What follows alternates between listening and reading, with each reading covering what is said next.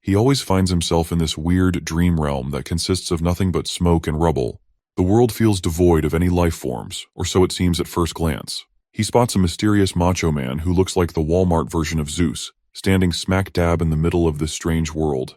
The dude directly speaks to our boy, spouting some nonsensical jargon, stating that he'll be waiting for him at the edge of the abyss, face glistening with sweat. Soon enough, he gets called by his mother. As he's refreshing himself with his morning routine, his father walks out of the bathing area and starts adoring his son like he's still 12 years old. Before we proceed further, here's a little about Sora's family. It's already been 3 years since his brother joined the SDF, and Sora plans on joining in the future himself, and then it'll be time to say goodbye to this lively life he has got. His father is a very non-serious guy who loves fooling around more than anything, while his mother is naturally a strict woman, though she loves them just as much. Sora has no complaints about his life so far, and he could live this idle life until the world ends without any problem. Well, as the narrator, it seems like I spoke too soon, because the world is literally about to end with the appearance of these massive towers, so tall they're tearing through the skies. The presence of these towers feels very, very familiar to our boy, as if they're connected to his dreams. These towers gradually increase in number across the globe, causing even more chaos. His family loses contact with his brother, who was working in the SDF. And when the number of towers hits 20, they even lose TV broadcasts, with radio barely functioning. The shit has gotten so severe that everyone is ordered to evacuate into evacuation shelters. With no choice, his parents pack their bags. Before leaving, they leave a note for their son working in SDF. Just in case he returns home, he'll at least know his parents has departed for the evacuation shelter. By the time Sora and his family arrive at the gymnasium temporary evacuation shelter, the place is already jam-packed with refugees with no place to call home. The despair on their faces is clearly visible to the mortal eye, but even in the face of a life-and-death situation, there are still scumbags picking on the weak out of habit, just to make their disgusting presence known to the common folks.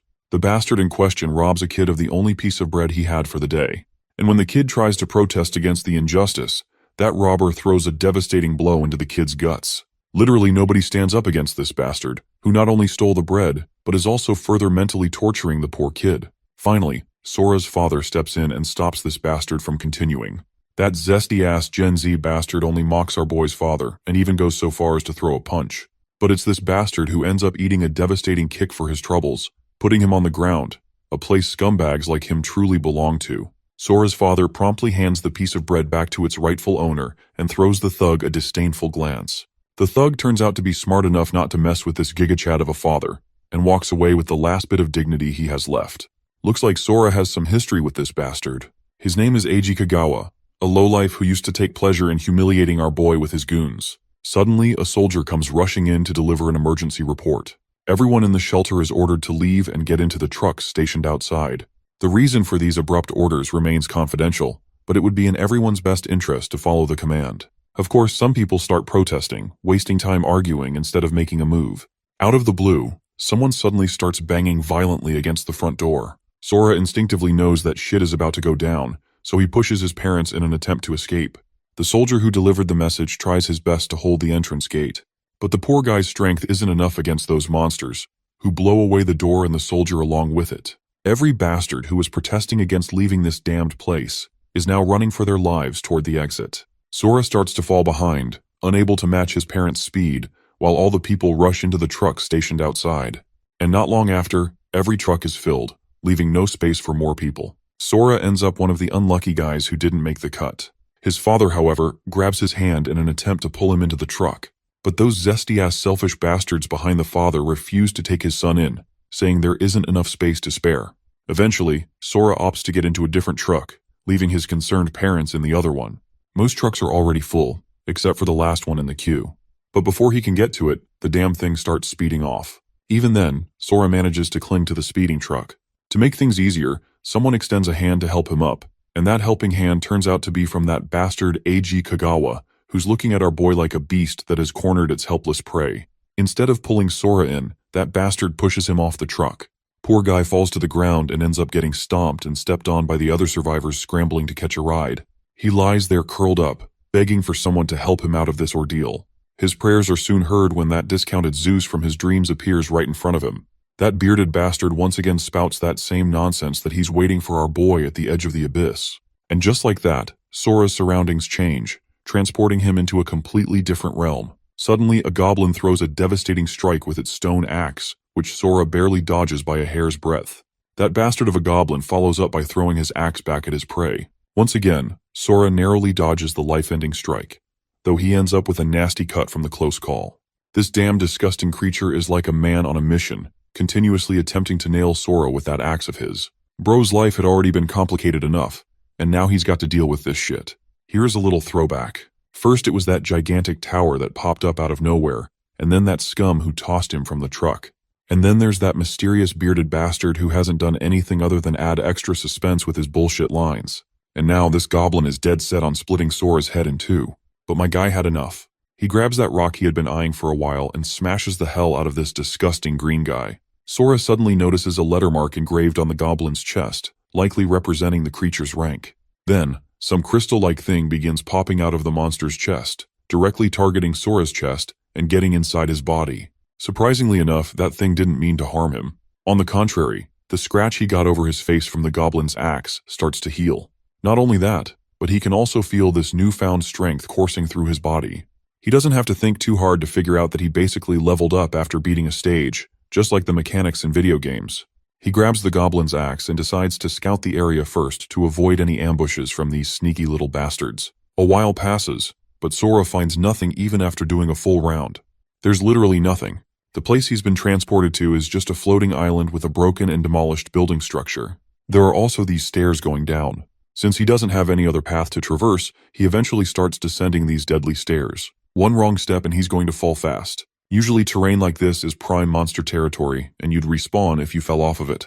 Though, Bro's not going to fact-check this theory by literally jumping off.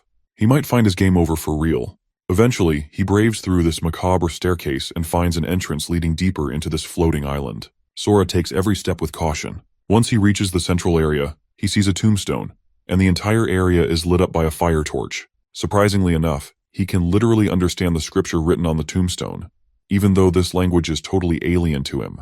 According to the information written, Sora is instructed to collect fragments, and only then can he earn the right to leave the abyss. This puts a smile on his face for some reason. The fact that the monster he just defeated was weak as hell means breezing through this abyss won't be that hard. So, it's only a matter of time before he bails out of this place for good. He finally opens the doors that lead to the second stage of this twisted game. The first layer of the abyss was an area of 900 square meters, so the number carved into that monster's body was 1. After defeating the second layer, he learns that this place is located on 1,800 square meters, and one of the monsters has a 2 carved into it. Similarly, the third layer is double the size of the previous layer, and only one monster out of 4 has the number 4 marked on their body. The important thing to note here is that fragments can only be acquired from the monsters bearing numbers. Unless you acquire the fragment, there's no way to advance to the next layer. Furthermore, it goes without saying that the further you go in layers, the stronger the monsters become. Since the land size of each layer is multiplying with each level up, finding the key is getting harder and harder. Not to mention, the number of monsters is also multiplying, and this hard mode survival is only making him even stronger. Bro's been grinding the layers for so long that he literally grew to look like an unemployed coomer. Even the variety of monsters started to increase as he continued to ascend the layers. And on the 12th floor, he encountered the monsters that had attacked the shelter that day. With all the strength he managed to gather through his journey to this 12th floor, these whiny bitches were no match for his absolute strength and were dealt with in seconds. After the 13th floor, the sheer number of monsters he faced started to feel like an absolute challenge. But Bro plowed through everything his way, as if these monsters were nothing but disposable sandbags. By the time he got to the 13th floor, the number of monsters had reached a whopping 500 million. So finding the keys was like finding a needle in a haystack. Some of the key-bearing monsters were protected by groups of monsters, while others hid in small caves. The most annoying thing in his endeavors was the amount of time it took him to kill every single one of them. But no matter what, Bro kept moving forward. Finally, he reached the 42nd layer of the abyss. The number of monsters was so massive that if we were to collect all the monsters from every manhwa into existence, you still couldn't match the amount of monsters present here. Basically, there are more than 2 trillion monsters, and each monster isn't just an average Joe. These critters are capable of soloing entire towns by themselves. But after fighting all the monsters on the previous floors, Bro had gotten totally obsessed with killing monsters. He didn't even resemble his former self. He fought those 2 trillion plus monsters for years, so many years that he even lost count. But he had no choice but to eradicate all 2 trillion monsters, because it's only then that he can find the fragment he's looking for. Finally, he encountered a monster that was way more horrifying and fiercer than those regular ones. Seeing that big cheese made our boy grin from ear to ear, looking like he was about to finally get the fragment he had been grinding his ass off for. That monster might have seemed tough, but Sora shredded it into pieces like it was nothing. Bro's gotten so powerful that the feeling of power lost its meaning. Though the sad part is that the monster didn't contain the fragment, meaning he still had a long way to go before he found it. Before we go any further, let's catch up on what's been happening so far in the real world. In the 21st century, 20 towers suddenly appeared all over the world. Before humanity could figure out what was going on, monsters poured out and nearly wiped everyone out. Most people were slaughtered immediately, and it was dubbed Judgment Day. A handful of survivors awakened and gained access to a mysterious system. Those who awakened were granted overwhelming powers. This became the catalyst for humanity's restoration, with the awakened forming groups called hunter guilds. Now, let's cut back to our boy, who's chasing down the last monster left in this current layer after slaughtering countless others. Suddenly, mana chains start engulfing the monster, and it begins ascending into the sky, like it's trying to escape this place. An unknown voice warns our boy not to let this monster get away, because this monster is being summoned by someone who just used an advanced transfer scroll in order to summon a monster, and this monster has been selected. This advice makes our boy realize that this is his only ticket to escape this damned place. So before the monster can escape, he jumps right into that enchantment to chase it down. A bunch of status windows suddenly surround him, each flashing warnings about the abyssal summoning not being able to transfer more than 2 living beings. But our guy is dead set on getting out of this place, and nothing is going to stop him now. Meanwhile, just outside S City on Earth, we see a damsel in distress running for her life, with someone chasing her from behind. Her name is Yu Sonozaki, a level 19 awakened. She looks like a mage class awakened, judging by her appearance. As she runs through the rough terrain full of wild, her foot gets stuck in some roots, causing her to trip. Looks like she's officially screwed, with those thugs chasing her finally catching up. They demand that she hand over the advanced transfer scroll, especially since a level 19 rookie has no business possessing a level 60 scroll, which her fragile body can't even handle. Either she hands it over, or the big guy won't hesitate to slay her on the spot. This big guy is Choji Shido, a level 35 swordsman, and the woman beside him is Aika, a level 34 druid. This lady Aika tells his friends not to kill their prey. Yu Sonozaki also reminds them that 2 hunters engaging in combat is strictly forbidden. But these bastards don't seem to care about the rules. Shosei Toshida, a level 38 barbarian, is ready to make his own rules if she doesn't hand over the scroll. If she complies, they might let her live out of mercy. This is when the lady decides to turn the tables by threatening them with the scroll. If they don't step back, she won't hesitate to use it. Aika, who is against the idea of killing her, changes her mind and instructs Choji to subdue her at all costs. The barbarian goes full berserk mode, swinging his blade like the madman he is. But the woman disappears just before that giant sword can split her in 2, saving her from getting wrecked. Yu finally uses that force summoning scroll, much to these bastards' horror. You see, forced summoning can bring forth an advanced monster that can't be controlled. Basically, this lady just triggered a suicide bomb with her own hands. While she's going to die, she's taking these assholes with her.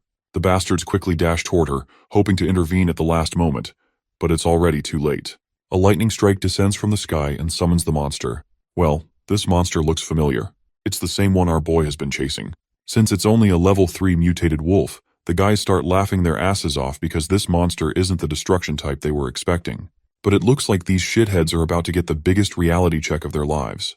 The monster they were mocking is instantly obliterated by our boy, causing everyone to lose their shit in terror. They mistake this Giga Chad for a bloodthirsty humanoid monster. Even the scroll lady has no clue what the fuck she just summoned. Meanwhile, our guy is absolutely overjoyed to be free. The excitement takes over, and he's the only one laughing like a maniac while everyone else is shitting their pants. The intensity of his laughter is so massive that the goons can't even flinch. His presence feels like a tsunami about to devour them. He then literally blurs toward Aika, and with that manic face, he asks her to confirm if they're on Earth. The hesitant woman says yes, which sends a rush of dopamine straight to his brain. The 2 muscleheads in the party still don't get it and lunge at their own demises in order to prove how powerful this party actually is. But their weapons simply break into pieces as soon as they hit his strong skin. At this point, those muscleheads realize they've seriously fucked up. For them, he's just a literal monster. Meanwhile, our boy, who's been fighting monsters all his life, starts hallucinating. His brain registers this musclehead as an orc monster, and instinctively, he asks the monster to show if it's a numbered monster containing the fragment he's looking for. Of course, the poor bastard has no idea what the hell this maniac is talking about. Suddenly, Sora snaps out of his hallucinations and drops the guy. The bastard is so terrified in our boy's presence that he literally pisses his pants. It's pretty humiliating for the boss of the pack to be pissing himself in front of his party. Sora gives the muscleheads the chance to scram if they value their lives. Predictably, all the whiny bitches run off in opposite directions to save their pathetic lives. The only person left behind is the summoner of this beast. She takes note of the horrifying scars and becomes curious about who this person really is. For a moment, she wonders if he's a demon summoned through the transfer scroll. Sora then turns his attention to her, asking how many years have passed since the towers appeared. She surprisingly responds that it's only been 5 years. He then asks her a bunch of questions, and she starts rattling off all the details of everything that's happened here so far. You see, the system awakened in humans, and the outside world changed a lot in those 5 years. She was trapped in the abyss. The S-City just suffered its 7th major invasion by the demons, and she barely managed to escape. The mention of S-City jogs some memories for Sora, as it was his hometown. He then interrogates her about My City, and she reveals that the city is already in ruins, though she's hoping the hunters who went there can bring the city out of its darkest times. He then asks her for directions to get to S-City from their current location. She points in a certain direction, and Sora instantly vanishes, leaving her to walk her own path. This encounter with this mysterious guy wasn't something you see every day, so she decides to report it to her higher-ups, specifically her lady Onisama. Let's not forget about those whiny bitches, who barely saved their lives. But it looks like they're on a streak of bad luck. Some unknown entity appears right in front of them, blocking their path. This mysterious figure can sense the presence of our boy in the party, so he gives them exactly 3 seconds to rattle off all the details they know about Sora. Of course, 3 seconds isn't enough to process all this crazy shit going on, so none of them manage to say anything. Once the time's up, the mysterious entity slaughters everyone on the spot, just as it promised. We cut to the Tower Frontline Guild, Tiger's Roar headquarters. There, a secretary reveals grim news about how those 4 guys seem to have met their end, with their signals completely gone. Meaning, they have no clue where Yusa went with the transfer scroll.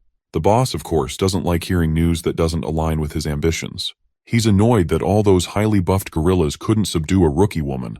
The secretary grimly reveals that the party's signals vanished all at once, which can only mean they were annihilated by a single blow. This angry guy is Richard Mukai, a level 118 Storm Priest. He orders her to investigate the person behind the party's demise. And no matter what, he wants her to capture Yu Sonozaki and make her reveal every detail about the mysterious guy who killed his muscleheads. This dude seriously doesn't tolerate anyone laying hands on his men, even if his men are little idiots. It's then that he catches a glimpse of our boy through the building window, who just jumped past him. That overwhelming presence and sense of hostility is absolutely insane. He wants to know who this guy actually is. What's even more surprising is that this unknown person is heading straight into the already fallen zone. He also takes note of the tower in Sea City, which had been dormant for 5 years, finally making its move. He knows for sure that shit is about to get real, and his gut feeling has never betrayed him. We then cut to the S-City Fallen Zone, where Sora can be seen eyeing the desolate, monster-infested city that he once called home. In the last 5 years, while he was stuck in the abyss, this place turned into literal hell. Those excruciating 5 years transformed him from a weak runt into the strongest guy one can become. His senses are numbed, and his sense of time is totally lost, which caused him to become a beast himself. But the only thing that kept a bit of sanity was his family. The monsters he once feared are now just small fries to him. He's dying to meet his parents, and the only brother he has left.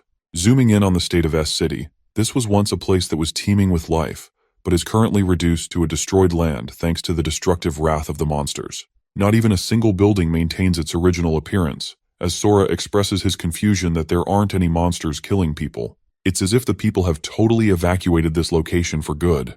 The powerful warrior hesitates to unlock his door, and has become so strong that the door literally pops into his hand. Entering inside, his once beloved home is nothing of what it was. Sora suspected the place would be empty but wanted to come anyway. This is the only place that contains all of his joy after all. Suddenly, his eyes darted towards a piece of paper resting on the table. The message regards Sora, and it's actually from his parents, who believed that their son was alive even after 5 years of his disappearance. In the end, they were waiting for him to come back, refusing to believe that he was dead. It crumbles Sora's resolve, especially when his parents rearranged his favorite clothes and kept all of his favorite items exactly the way he wanted. They even left him a map to the same safe shelter that they left for. His parents only request that he come find them upon reading the note, as they refuse to believe that he's dead. Holding a picture of his shattered family, Sora crumbles unlike his determined self. He grabs a blade and decides to give himself a quick little haircut, questioning his ability to end the apocalypse all on his own, hopelessly wondering if that will be enough to return things the way they were before. Anyway, this dude basically looks like a carbon copy of Sung Jinwoo with Kaneki's hair. I bet you weren't expecting that crossover, and neither was I. His next destination is Shelter 6, as Sora wants to regroup with his parents using the map they left behind.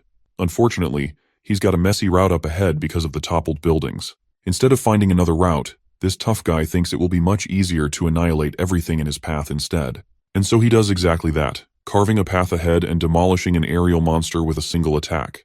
What's more, is that he goes on to lunge from one location to another, releasing chaos all over the place. Even the nearby survivors are like, what the fudge is going on? Until they see a dude flying with light speed over here. The funniest part about this sequence is that one of them actually caught our boy in 4K. They can't believe that it's an actual person bolting that fast from building to building. While he's doing that, underneath, a girl is being harassed by a bunch of scumbags. These guys haven't ever seen a woman in their lowly existence, so the very sight of one makes them go batshit crazy. By the way, this dude seems like the same guy who threw our boy off the truck 5 years ago. The dude literally creeps up on her with a disgusting remark and starts ogling her figure. But Sora steps in with a murderous glare, calling them a bunch of trash. This man literally took a detour from meeting his parents just to kick their asses. That's how you know they're about to get cooked. Anyway, they try to use the jumping curse technique from Jujutsu Kaisen, but this man is Sukuna with the way he is bitch-slapping everybody, and I mean that literally. Sora dodges another dude's attack and knees him in the face, and what's surprising me the most is how this guy's head didn't just pop off. Bro is probably using 1% of his power here. Anyway, the leader of the scumbags tries to abuse the, "Whoa, I'm from a powerful guild" card, which won't work against a main character that rivals the edginess of Shadow the Hedgehog. To make it even better, our boy reminds Kagawa the bastard that he's back from the dead after his little attempt to kill him. As you can expect, Kagawa's facial expression is as if he's seen a damn ghost. Of course, just like the coward he is, the best he can do here is plead for mercy. Our boy lets out a laugh before grabbing the idiot's neck. Sora emphasizes that he had to endure literal hell just to return the favor upon his return to the one responsible for his demise. Jesus may forgive and forget, but this man ain't doing any of that as he crushes Kagawa's throat, reflecting that he's going to strip him of his dignity and his life. Behind him are the voices of the thousands of monsters he's slayed, all worshipping him as the strongest being and encouraging him to kill. The thing about Kagawa is that this dude has it coming from every angle. He didn't just betray or bully Sora one time, no. It was a constant agonizing lifestyle that Sora had to live through. The humiliation and the feeling of helplessness is still fresh in his memories. So now, as he's choking the sheer life out of this guy, Sora believes it's time to repay it all back with some added interest, of course. Kagawa used to mouth off about how enjoyable the experience of bullying someone as weak as Sora was to him. But suddenly, a part of humanity rises to the warrior's surface as he lets the scumbag go, forcing Kagawa to value his every breath. It wasn't actually a change of heart, but rather a decision not to become someone that he despises the most, because then they would be no different.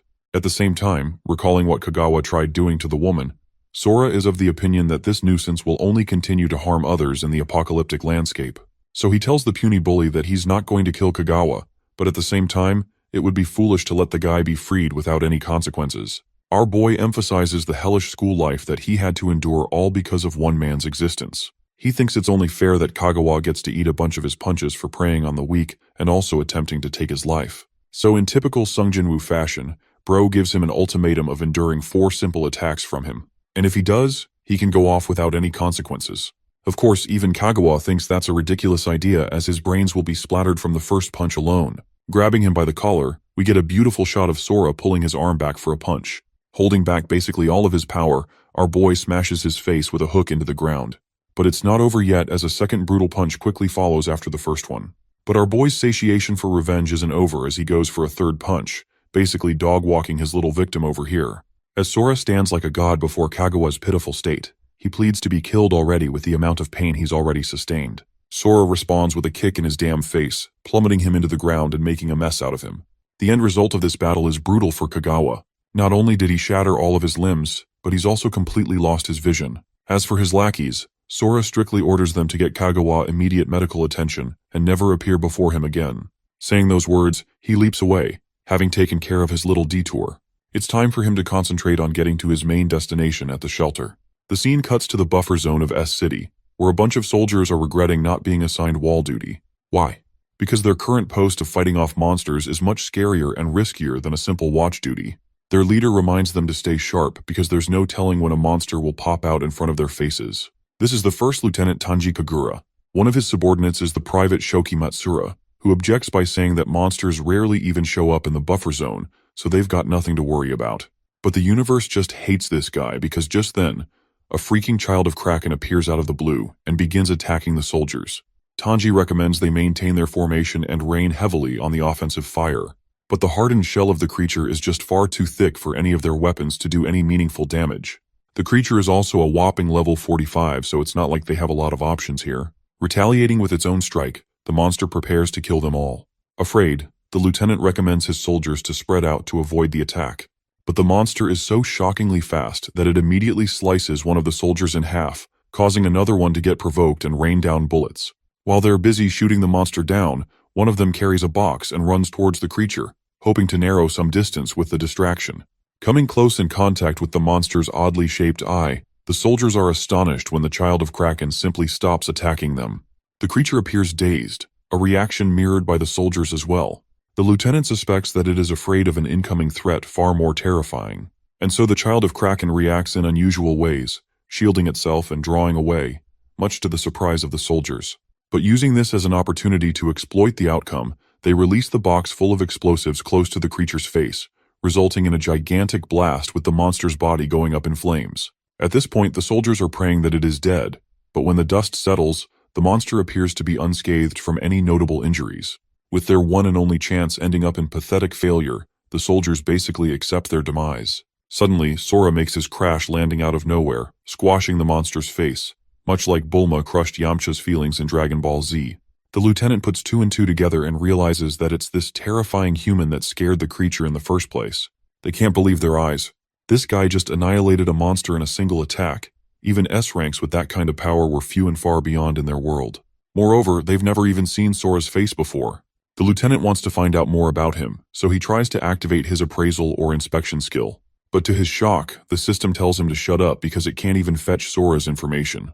The backlash of merely trying to inspect his information results in the lieutenant becoming dizzy to the point his subordinates are worried. Meanwhile, Sora has no idea what's going on and simply asks one of them a question, inquiring the distance left for Shelter 6. He learns that it's actually 50 kilometers up ahead, but in order to get there, one must traverse through the nightmarish Area X region. It's the first time Sora's heard of such a name before, so he learns that it's the area responsible for holding off the monsters that are concentrating in one place. Many hunters are actively fighting in that zone currently. Our boy also notices that upon killing monsters in his world, the hunters are able to receive various rewards collected from its corpse. It's no different than the idea of a game.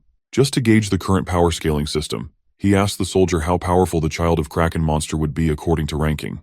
The soldier tells him that it was a 45-level opponent, so it's not an easy thing to beat. But Sora's a bit disappointed, underwhelmed that such a low level is able to pose them so much trouble. So he wonders about the number of monsters that are similar to that level in Area X.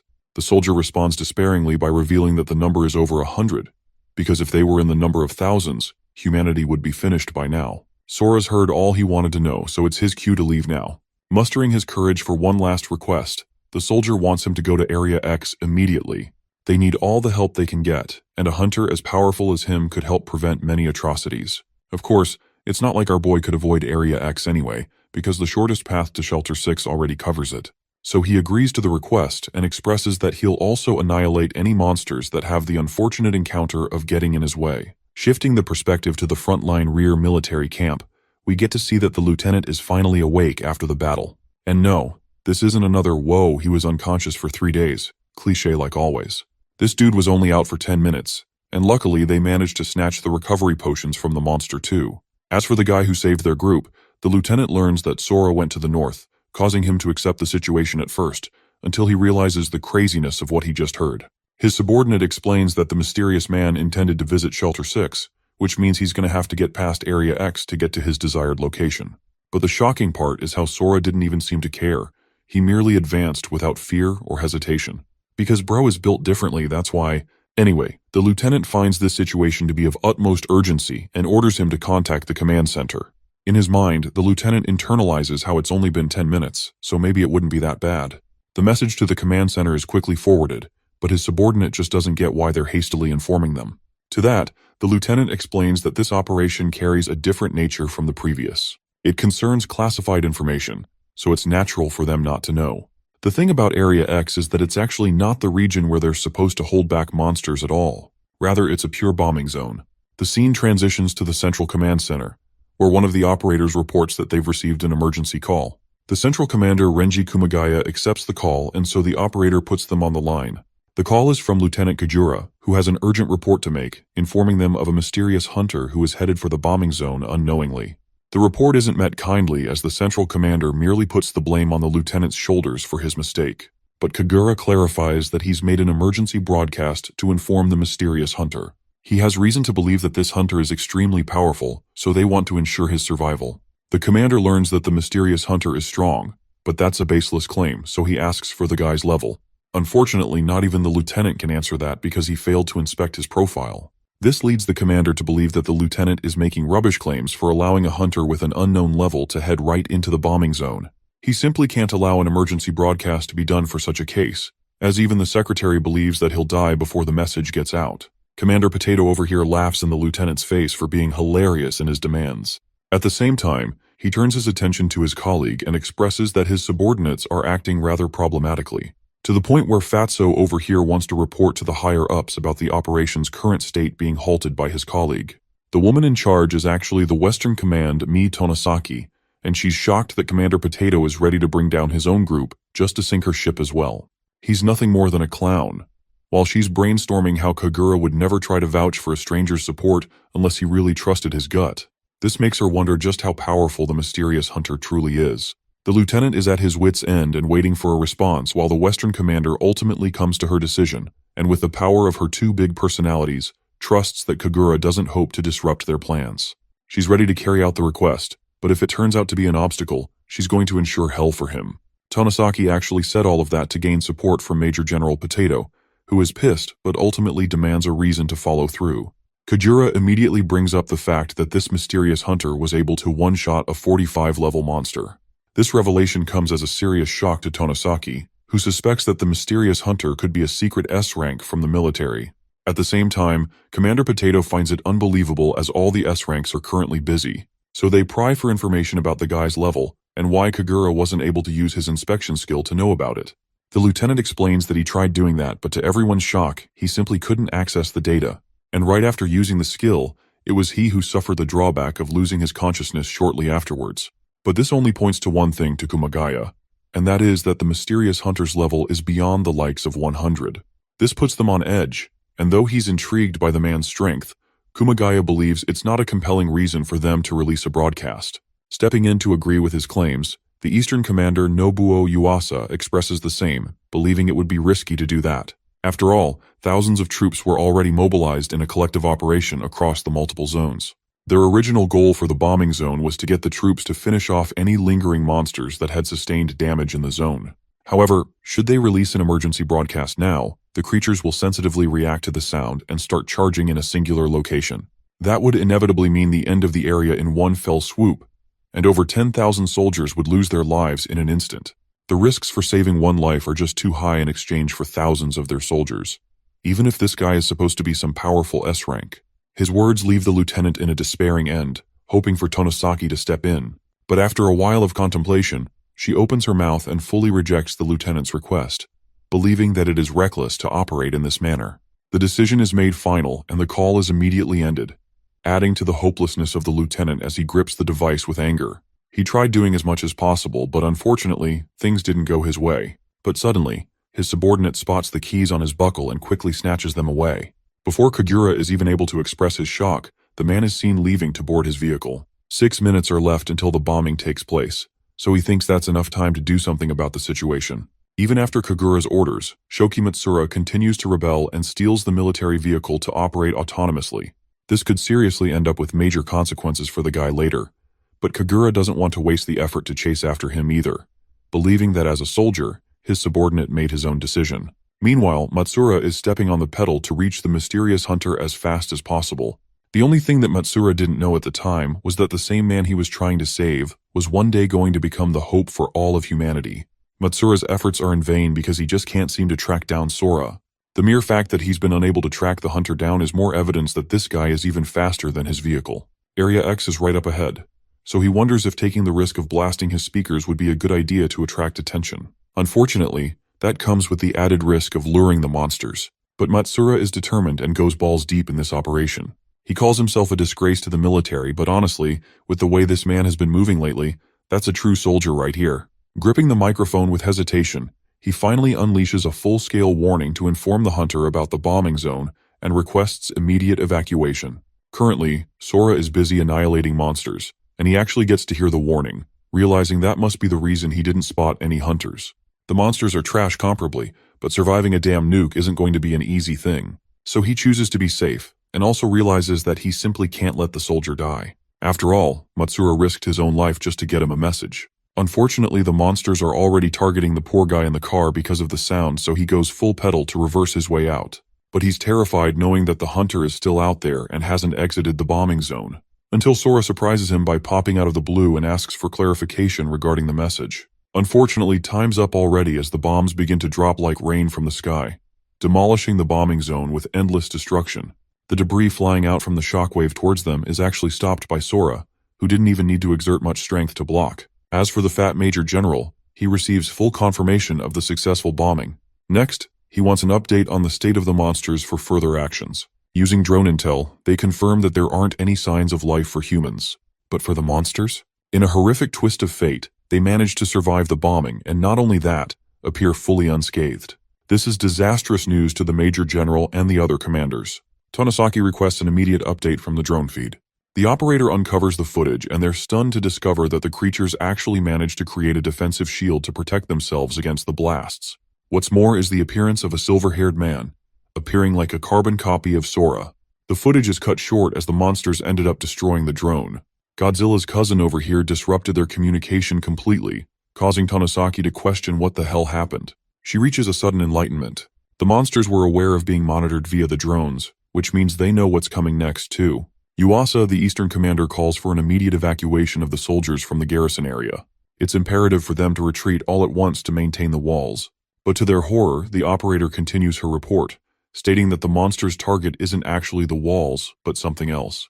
Tonosaki demands to know what, until the operator reveals that their target is Area B-22, the same location where the mysterious hunter faded away. Sensing urgency, Tonosaki issues an immediate order for their drones to be sent to the same location to know what became of the monsters. The scene cuts to the perspective of Matsura, who can't believe that the bombing ended with him still being in one piece. Yes, as a mandatory ritual of this channel, the One Piece is real. He's just glad to be alive, while Sora reminds him he's celebrating too early because the monsters are still alive and they're likely coming to target them. Suddenly, Sora saves Matsura's life as a drone comes crashing their way.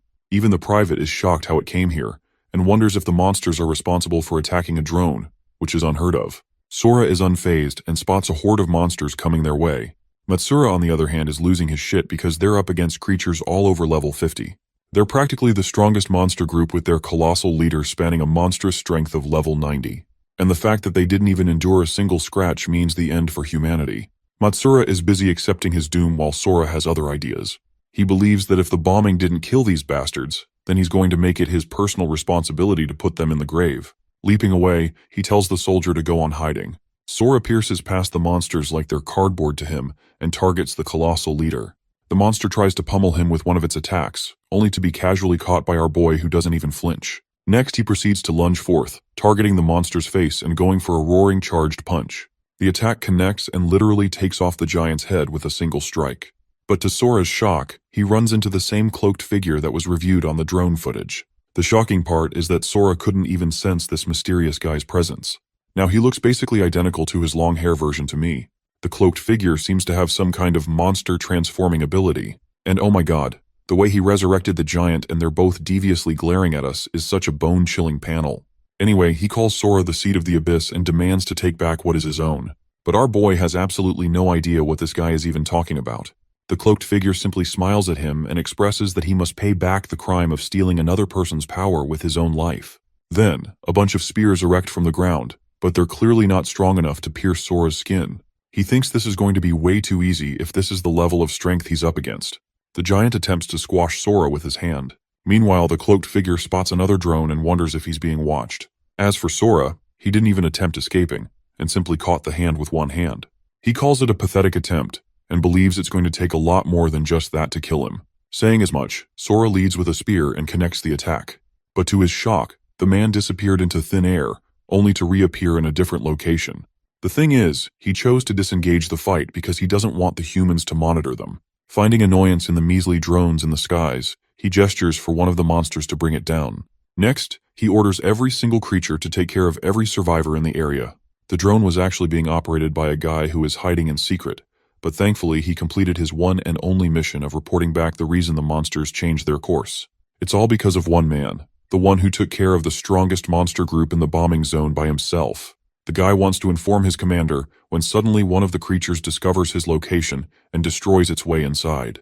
The vile figure lets out an evil laugh, relishing in the joy of the deaths of the annoying humans. Seeing the situation, Sora is reminded of the request that Matsura made to him upon their initial encounter, not to mention his deed of risking his life for a message.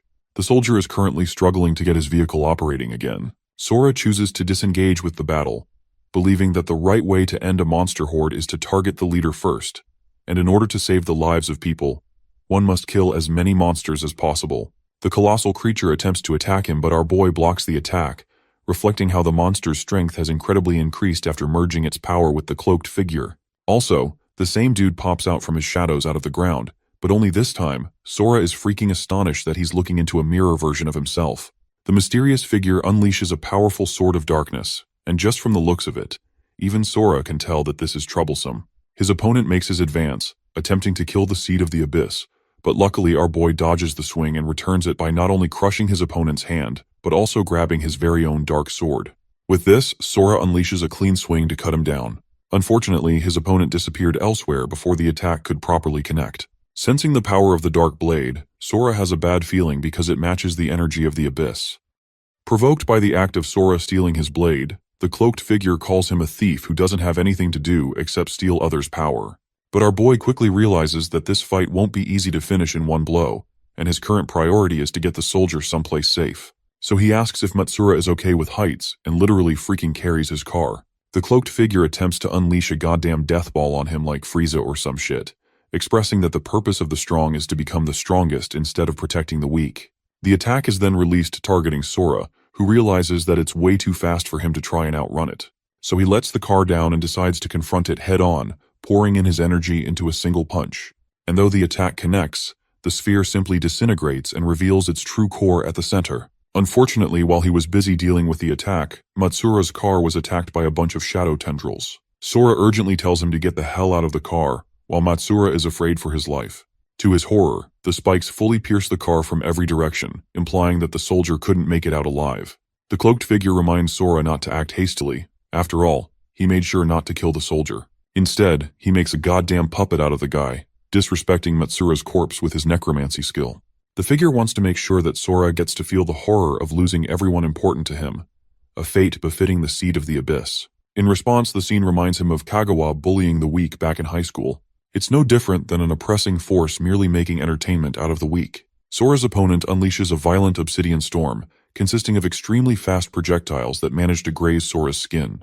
But this man is done playing around, remembering just how disgusting people like him truly are. With a single punch, Bro destroys the spikes holding the vehicle up and even catches Matsura.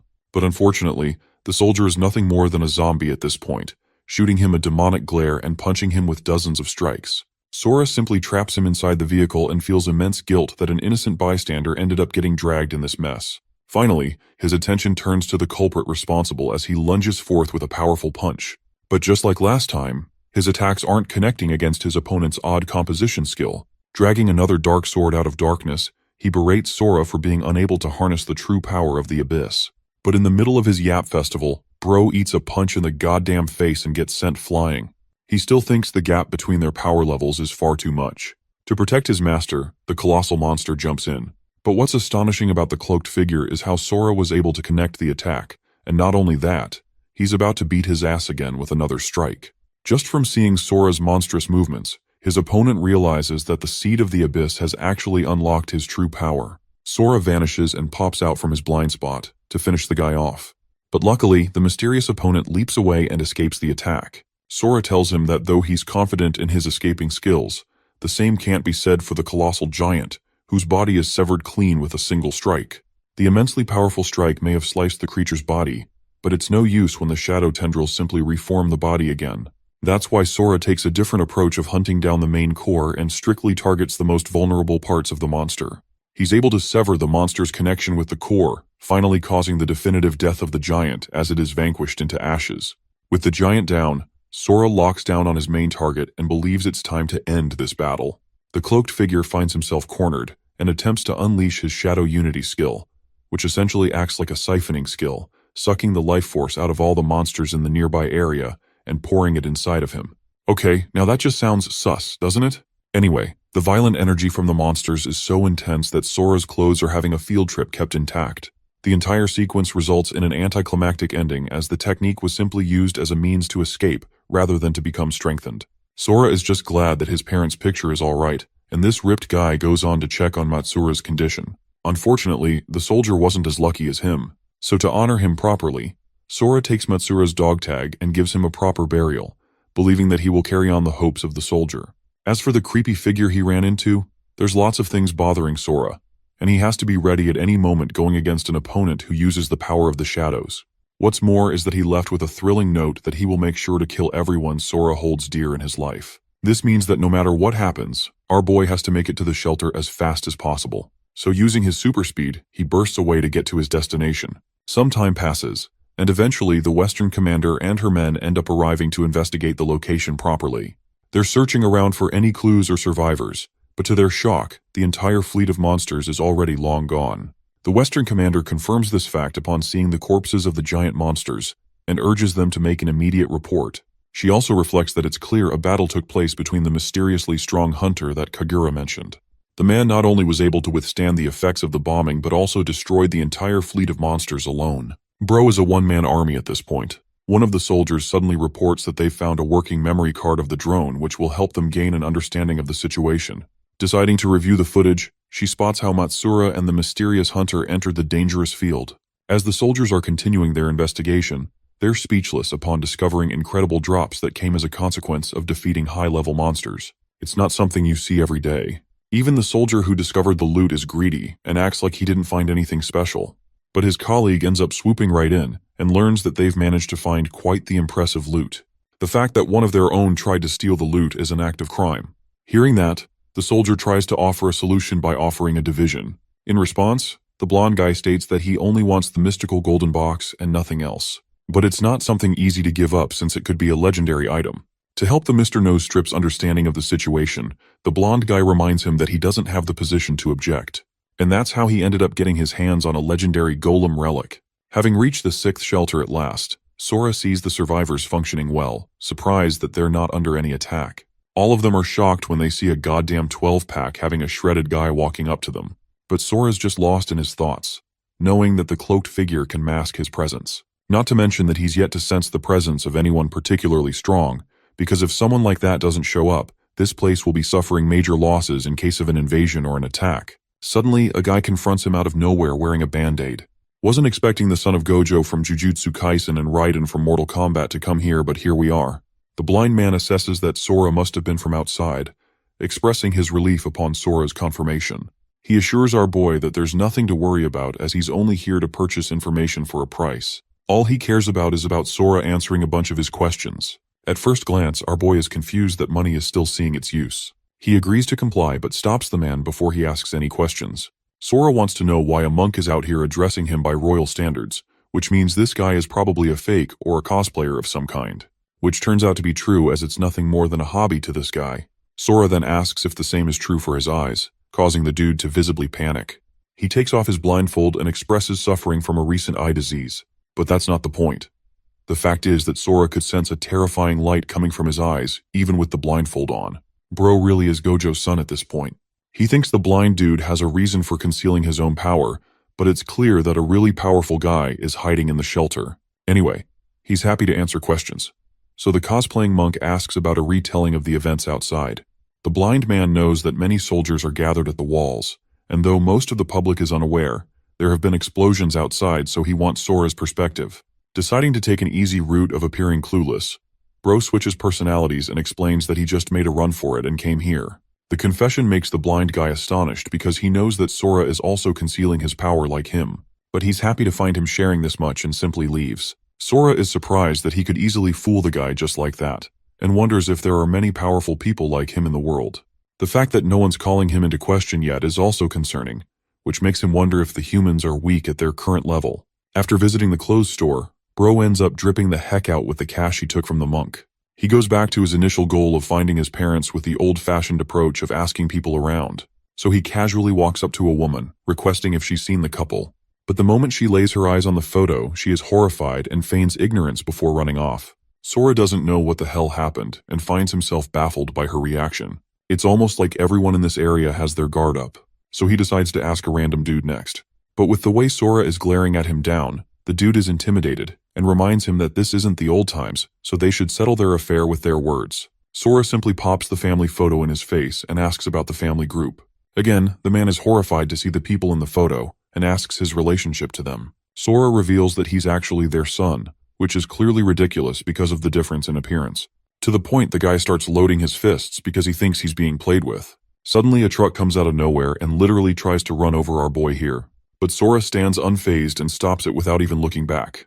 He doesn't care about the truck and goes back to asking the dude some questions. Seeing our boy casually stop something charging at him without batting an eye, the nose strip over here switches personalities and shares directions down the road.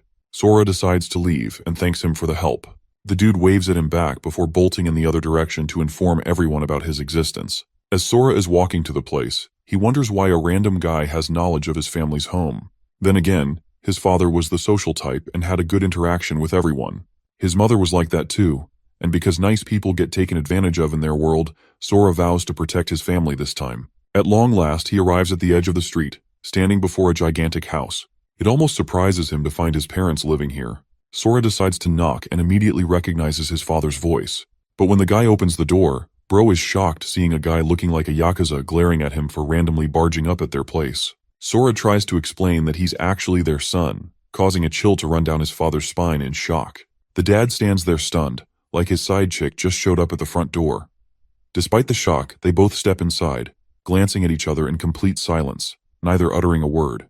Thankfully, Mom comes to the rescue with a tray of tea, breaking the tension just enough to let things start flowing. Wasting no time, the father gets straight to the point. He notes how different his son seems, almost like a completely new person, though he admits that it might actually be an improvement after all. Maybe the kid's hiding something. Father is scared that the boy might be an imposter himself, so he even kept a guard in his room just in case. What they don't realize is that the boy already knows. He clocked the hidden guard the moment he walked in, but rather than panic, he actually feels a bit relieved. At least now he knows someone's keeping watch. As the father pushes harder, trying to extract secrets, Sora decides to teach him a lesson. He starts revealing all the things he knows will make the old man squirm, like the times he snuck out to attend soy boy ballet and cooking classes. That alone stuns the security guard. The father turns beet red with embarrassment, still unable to believe this is really his son. To drive the point home, Sora casually mentions that the so-called sacred family sword they've kept for generations is just a replica. That comment alone makes the father's nerves twitch even worse. Then come more juicy details, one after another, peeling back the layers of the man who always claimed to be a towering figure. The security officer starts realizing the truth that this guy talked big, but most of it was just smoke and mirrors. That's all his father can take. The tough act crumbles, and he instantly rushes towards Sora, eyes welling up with tears. After turning every stone, chasing every lead, and exhausting every contact to find his missing son, the old man finally breaks down now that Sora's home. When Sora casually mentions the henchman, the guard realizes that the father he once knew, who handled bloody fights and shady business, is actually a total pookie at heart. The henchman, shaken by the truth, decides to make a run for it, but the boy catches him before he even reaches the door. Now the poor guy is seated at the table, getting a not-so-subtle warning to stay silent about everything he just heard. As the pressure builds, Mom steps in once again, saving the moment with perfect timing. Meanwhile, the father silently thanks the heavens that Sora didn't expose his farting habit. With all this chaos, Sora finally feels it. This is what home is. But peace doesn't last long. His father's men arrive in a panic, nervously reporting about a white-haired troublemaker who just came back to town. At first, the thieves fail to notice Sora sitting with their boss. But once they do, one of them nearly has a heart attack. Nervous and stammering, He starts warning him that they're in a group and he shouldn't try anything. But before he can finish yapping, Sora, in a flash, grabs his knees, nearly making him pee himself on the spot. To calm things down, the father steps in and reveals that the boy is his long-lost son, missing for 5 years. He's about to mention Sora's level, only to freeze, realizing he doesn't actually know. Kind of like my dad, who has no idea what class I am in. Our boy steps in and casually reveals that he doesn't have a system. This stuns the thieves. Everyone knows that no matter how hard someone trains without a system, they can't go beyond level 10. They start thinking he must be weak. But then confusion sets in. This same guy just blocked a truck, something a level 10 shouldn't even dream of doing. Noticing their doubt, Sora offers to let them check his info directly using their system. The thief starts yapping, explaining how monster levels work and how the inspect skill isn't available to low-level hunters. Luckily, his father has the skill, so he steps up to test it himself. They gather around the table, with the boy calmly standing beside his mother, who proudly claims that she fully believes in his strength. But when the father uses the skill, the system throws back a result. Unknown. Everyone's stunned. It could mean Sora has no system, or that he's too powerful for the scan. The first theory is quickly ruled out as his name still appears. However, surviving 5 years alone in conditions no beginner could handle pretty much says it all. This moment makes the father realize his perceptions simply can't comprehend the level his son has reached. As the room stays frozen in shock, it's the mother who finally breaks the tension. Just happy her son is home. She knows he must have suffered a lot, living like an alien for 5 years. The moment she places her hand on Sora's face, the memories come rushing back. The torment, the pain, everything. And just like that, tears begin to fall. The whole atmosphere turns heavy, emotional.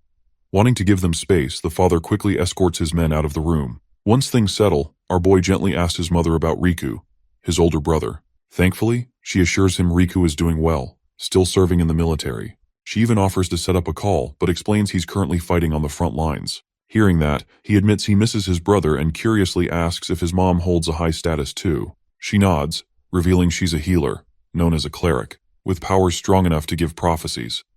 Sora, intrigued, asks if she can check him, but she turns him down.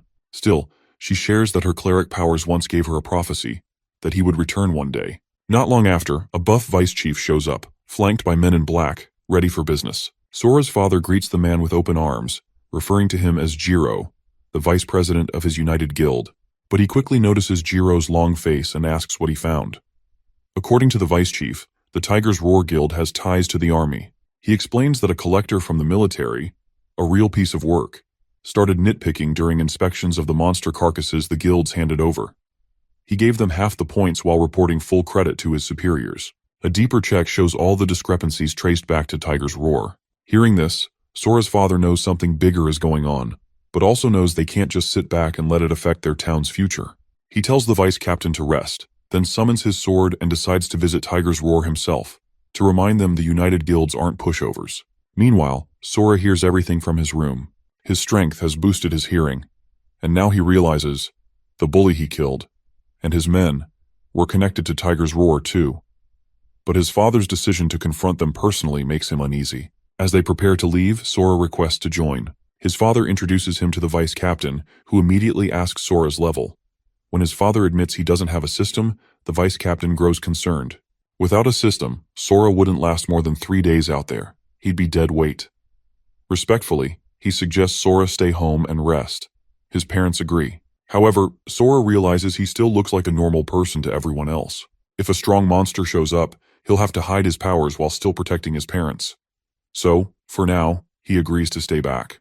The gang leaves with fire in their eyes, clearly not letting go of their grudge against the Tiger's Roar Guild. Seeing Sora a bit down, his mother gently reassures him. She says it's all for his safety, and that she always sees visions where his father returns home safely.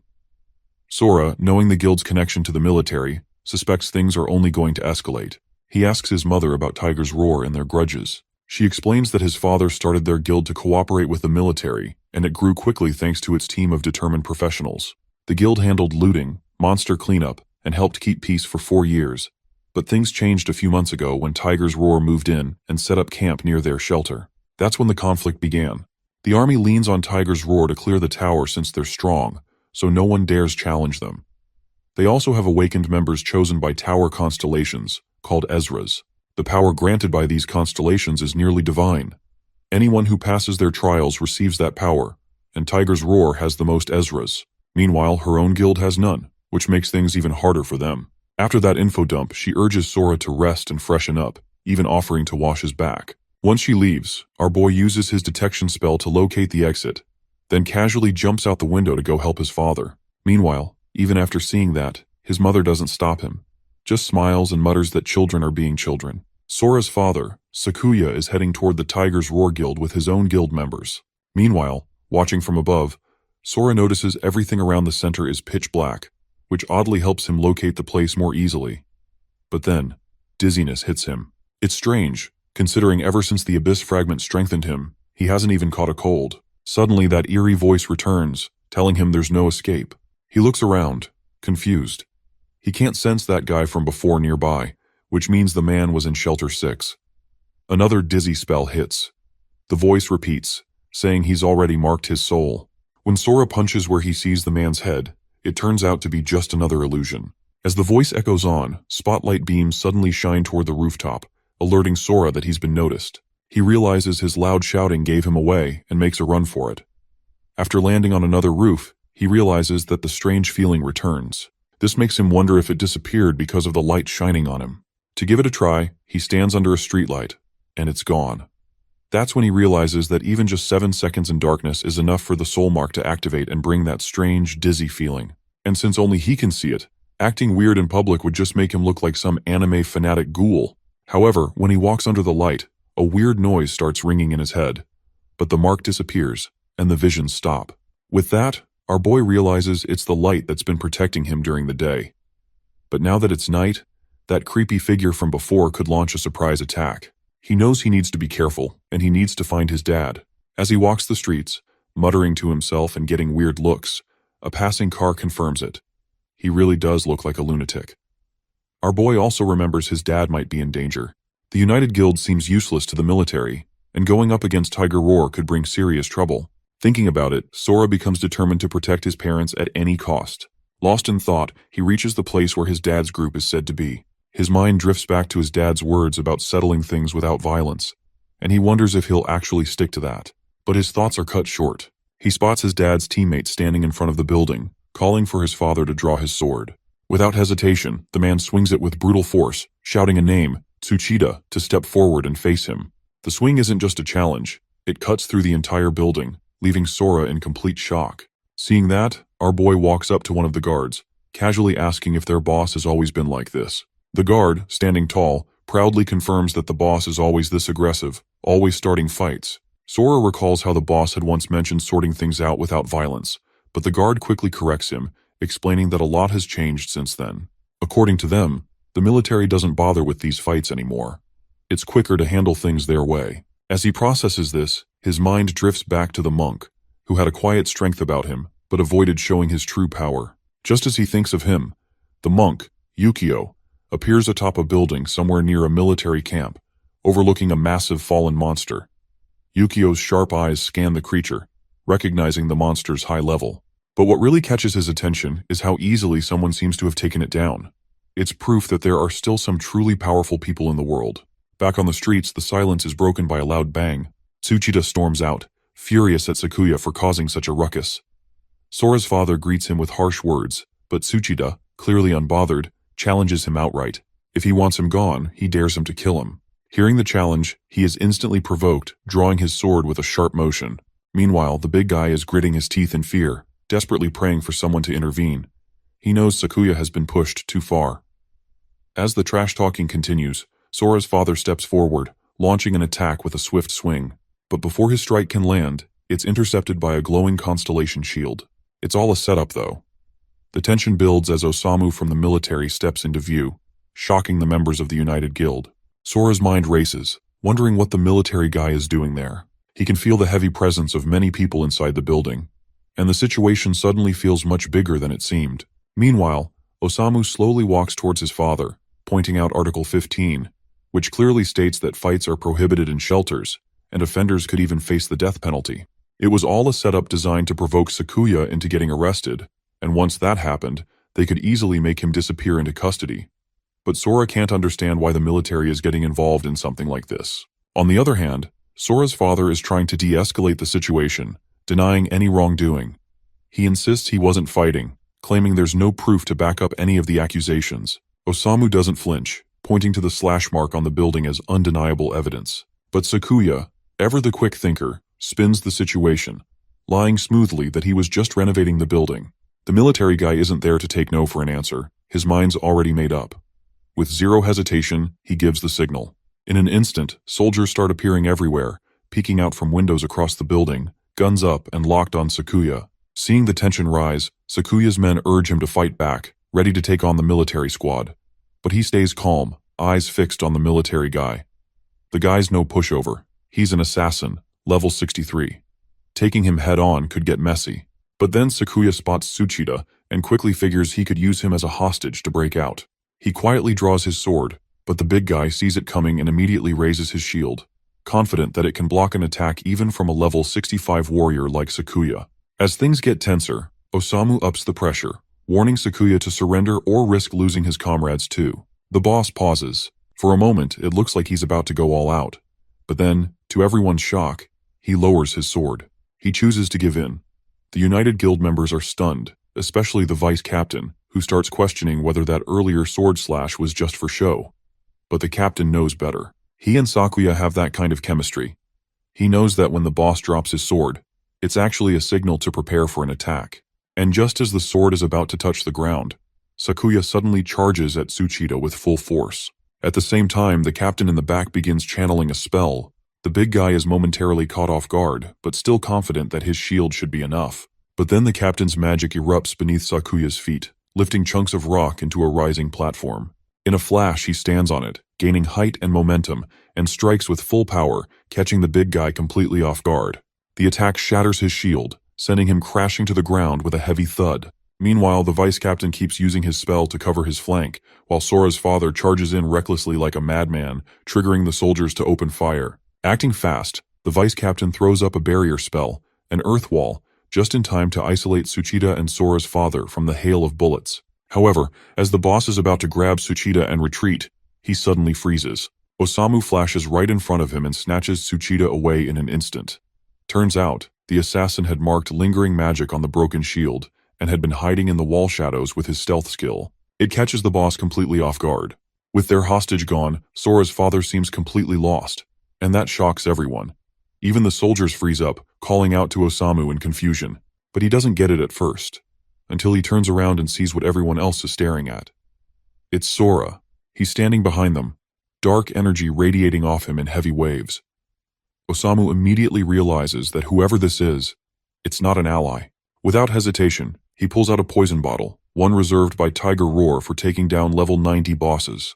He leaps forward, tossing daggers at Sora while flooding the area with thick purple smoke. Sakuya's eyes widen in panic for his son as the poison fog spreads, while Tsuchida breathes a sigh of relief, thinking the poison might at least take down Sakuya's ally. But then, out of nowhere, Sora appears behind them, grabbing both by their collars with his monstrous grip. It's then they realize they're not fighting a human anymore, but a monster.